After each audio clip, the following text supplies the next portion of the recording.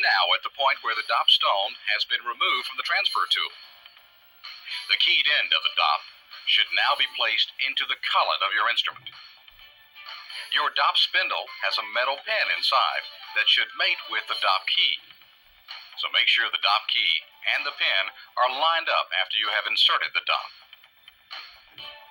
This key is important because it keeps the stone indexed, so it can be removed for inspection while cutting, then replaced in exactly the very same position in the dop spindle. We'll talk more about this later on.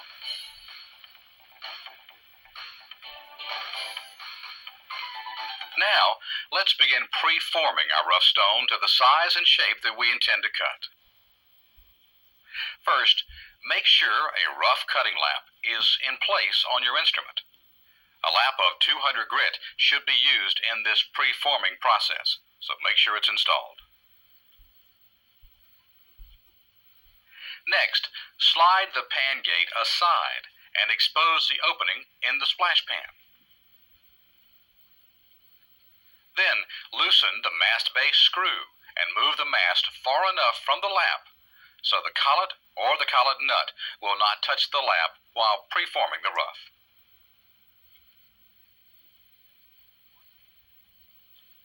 Next, lock the mast into this position with the locking screw located at the mast base. Now, unlock the saddle block and move it so the index mark on the saddle block is lined up with the 90-degree mark on the protractor.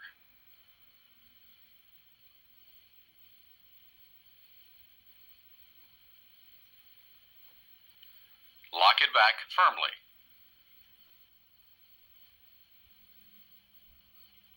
Next, press the index lever down and push in the index lever's locking pin and hold it. Then release the index lever. The locking pin should stay in this position. The index plate should now rotate freely, which means your dop stone is also free to be rotated. Now, examine your stone and notice its various irregularities. Turn the stone by grasping the knurled collar on the dop spindle and rotating it.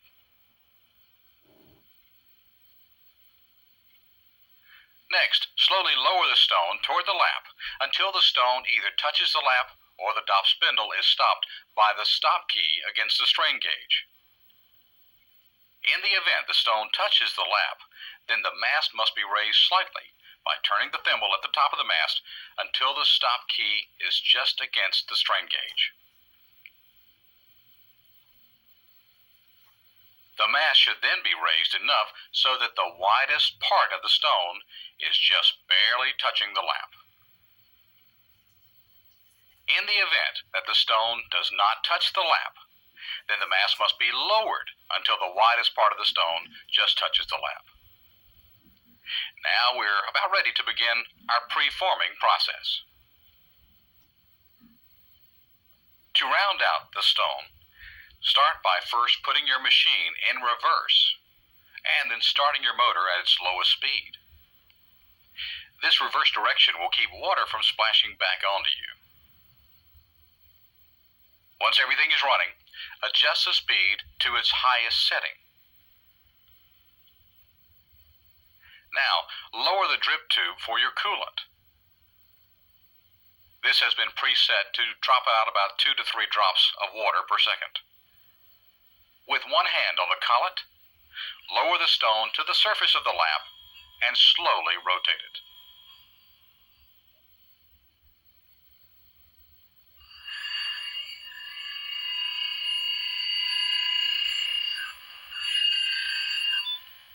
You'll notice that the high spots on the stone are slowly being ground away. While continuing to rotate the stone very slowly, notice that the stone begins to take a slightly more rounded shape.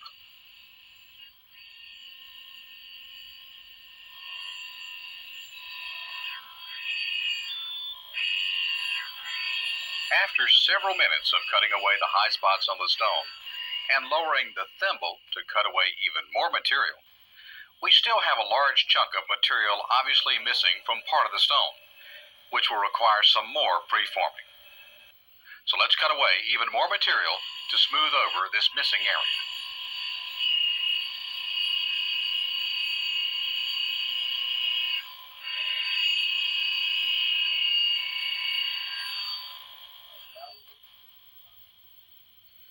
After examining the stone, we've decided to cut the preform to about 13 millimeters across. Right now, we're at 15 millimeters across, so we lower the mass just 1 millimeter and continue cutting downward. A 1 millimeter adjustment allows for 2 millimeters of material to be cut away because a millimeter is removed from both the top and the bottom of the preform.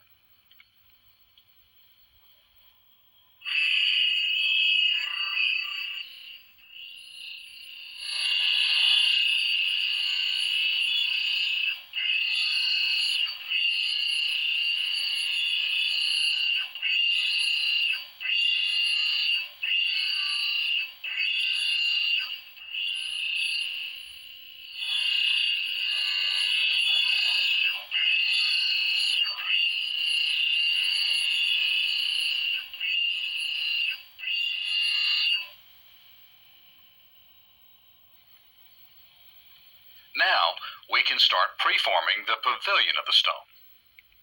Begin by first unlocking the saddle block. Move the saddle block to the 45-degree position on the protractor, and then lock it back into place. Slide the gate back over the opening in the splash pan.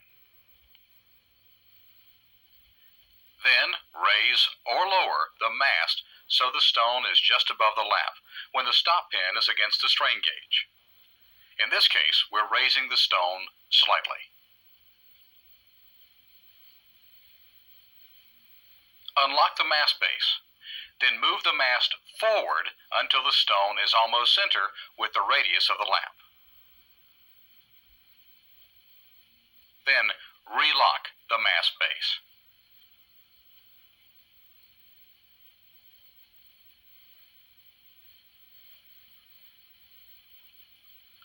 Turn on the lap at its lowest speed in the forward position, so it drives the lap away from the stone. Increase the lap speed to about 60%. Start your water flow. Now, holding the dop spindle body with the index lever in the freewheeling position, slowly lower the stone to the lap until it is just above the surface. Next, slowly turn the thimble to allow the stone to gradually make contact with the lap. Once the stone makes contact with the lap, slowly ease it back and forth across the outside of the lap, while at the same time rotating the stone. The outside of the lap is moving faster than the center, so it delivers greater cutting speed. This movement grinds the stone to a conical shape, which preforms the pavilion.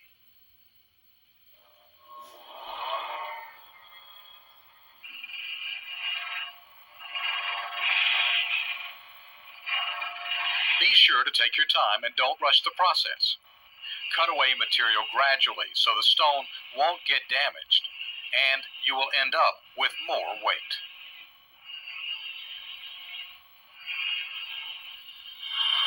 After you have smoothed out the surface, you should have a somewhat pointed end on the stone, which outlines the pavilion. Now, half of your rough has been cut into a usable shape. We'll cut the crown of this stone after the pavilion is completely cut and polished, so we don't worry about it now. You have now progressed from having a rough stone to having a round, brilliant preform. Congratulations.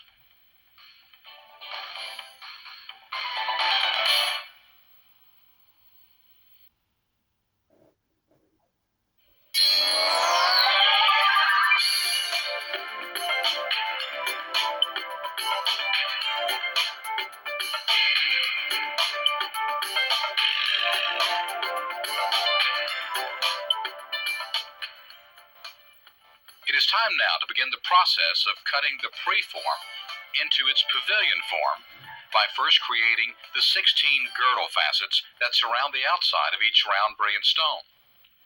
Begin by removing the preform lap and replacing it with a 600 grit lap to begin cutting these first facets.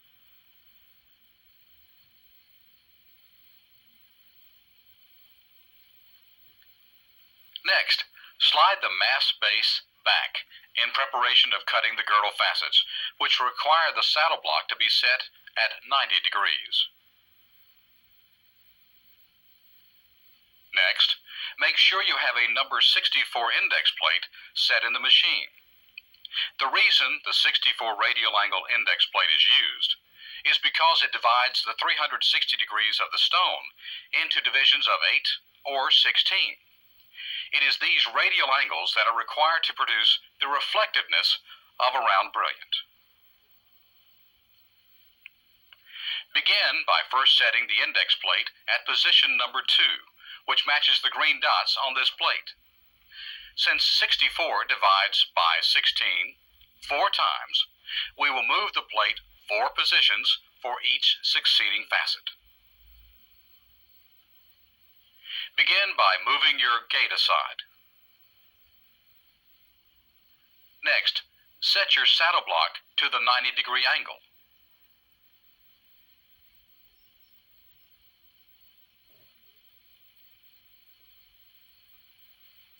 Lower the mast until the stone just touches the lap. Then raise it slightly.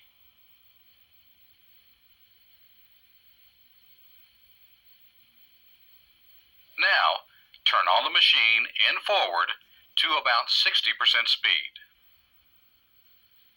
Start your water flow. Then lower the stone and carefully start to remove material as you create the first girdle facet. Since there are 16 girdle facets, imagine your first one is 1/16 the circumference of your preform.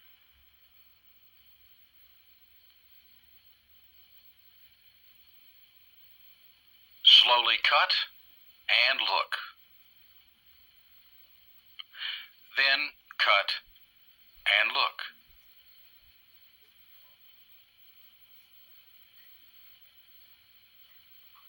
Continue to cut and look to create your first facet. Don't be in a hurry or overcut.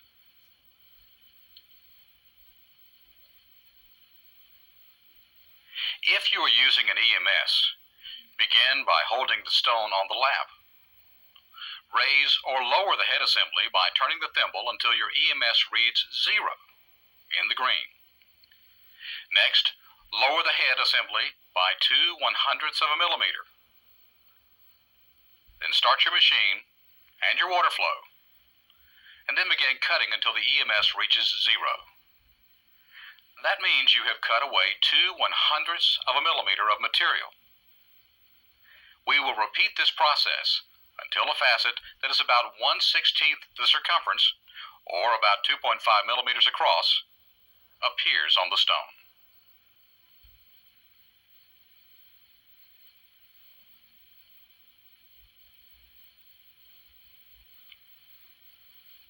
After cutting the first facet, we will use the same process to cut a second girdle facet. Begin by moving the index plate to the next position, which is number 6. Now, lower the stone and cut the facet to the 0 position on the EMS.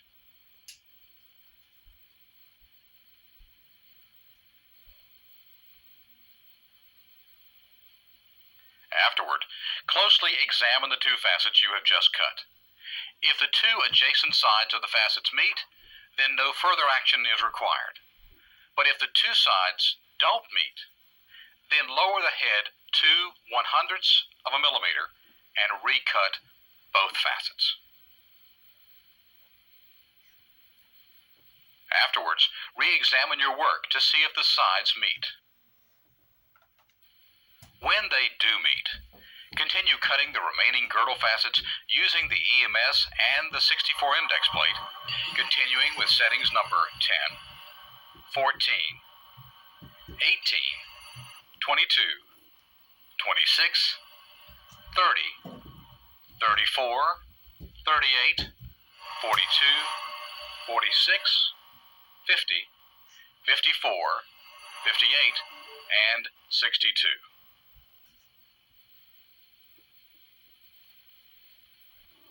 Now, all of your girdle facets should be the same.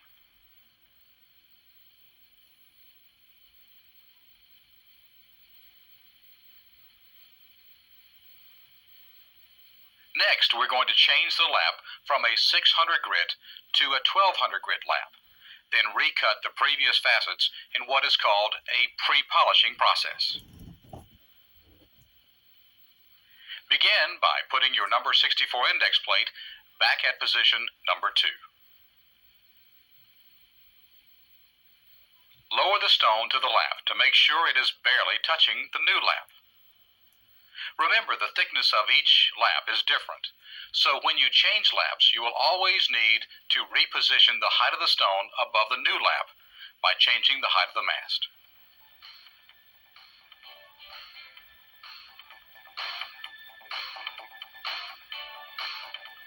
Now, we want to just barely cut away enough material from the first facet to make it begin to shine.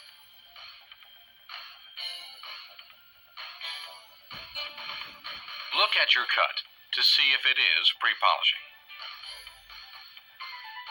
After we have set the depth using the EMS on the first facet, we can then proceed around the stone through the remaining 15 facets, following the green dots on the index plate.